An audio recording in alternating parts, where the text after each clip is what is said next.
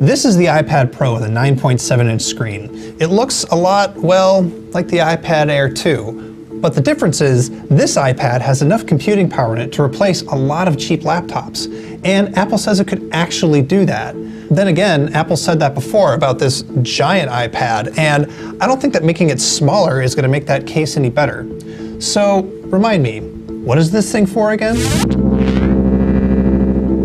Let's start with maybe the most important thing to know about this iPad. It starts at $599 for the 32 gig model.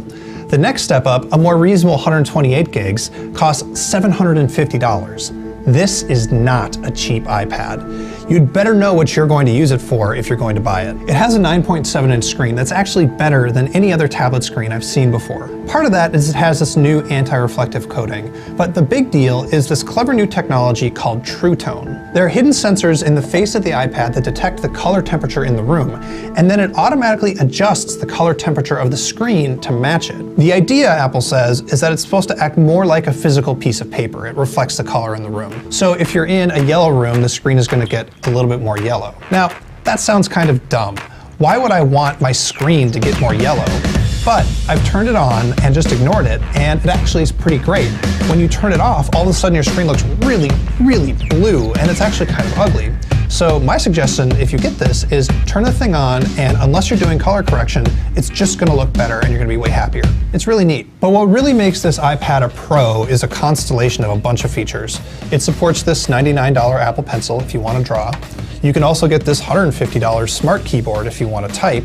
And it has 4 very loud speakers, one on each side, and a new 12-megapixel camera. But what really makes this thing a Pro is that it has a powerful new processor, the A9X, the same one that's in the big iPad Pro. It keeps things moving along at a really fast clip. I never really thought my old iPad Air 2 was all that slow, but you can really see the difference on the Pro, especially when you're doing split screen with a couple of apps. It's faster, but it's not so much faster that I suddenly feel like my old iPad Air 2 is a piece of junk. Is all that worth a couple $100 more than the iPad Air 2? I'm honestly not so sure. You can split screen on the iPad Air 2, and you can get a decent enough Bluetooth keyboard. And if you ever encounter lag on the Air 2, you can spend that time imagining what all that extra cash is doing in your 401k. And the other thing is, this Pro has the same 2 gigs of RAM as that iPad Air 2, as opposed to the larger Pro's 4 gigs. And that makes a difference, especially when you have a lot of Safari tabs open or you jump between apps a lot. Okay, maybe a reason to get this iPad Pro is the pencil, which is pretty neat. But I found that most of the things that support it are illustration apps and drawing apps and professional photography apps. There's not a whole lot you can do with productivity.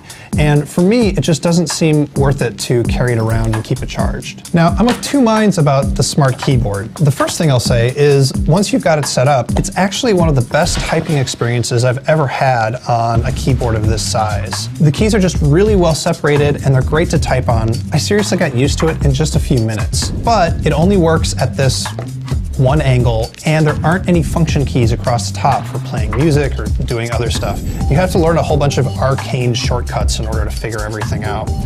And so at $150, you're probably going to be able to find a better option. Now the camera is easily the best I've ever seen on a tablet. It's 12 megapixels, which is the same as the iPhone 6S, but honestly, I find it kind of baffling. It causes this camera bump on the back, and the good news is that it doesn't wobble on the table, but I just can't see that it's worth it.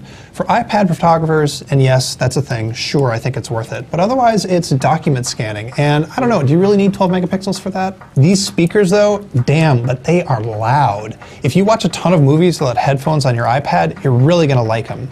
It's almost enough to make you think you won't need a Bluetooth speaker, except that the bass on them isn't very good. I'll tell you the truth, I would like to believe that this iPad, even more so than this huge one, is the one that you can carry around with you all day and make your main computer.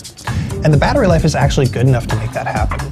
It's also fast enough for switching apps and going to split screen too. Apple says that this is its vision for the future of computing, and there's a lot to like about that vision. This iPad Pro can't do everything that you'd expect a future computer to do. Partially, it's that Safari on the iPad Pro just isn't as good as a desktop class browser. And yes, you can do 2 apps at once, but you know what? Sometimes you want 3. And there are times when you want to be able to plug in a USB stick or some other peripheral.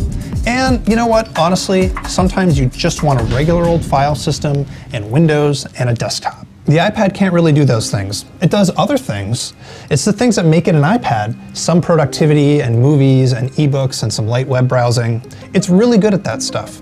Those are the things that Steve Jobs said the iPad was good at when he introduced the very first one. And the question has arisen lately, is there room He said it was for a third category of device, not a computer, in the middle? And not a phone.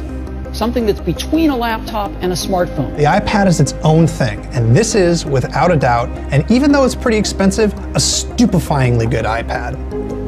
But it's still an iPad.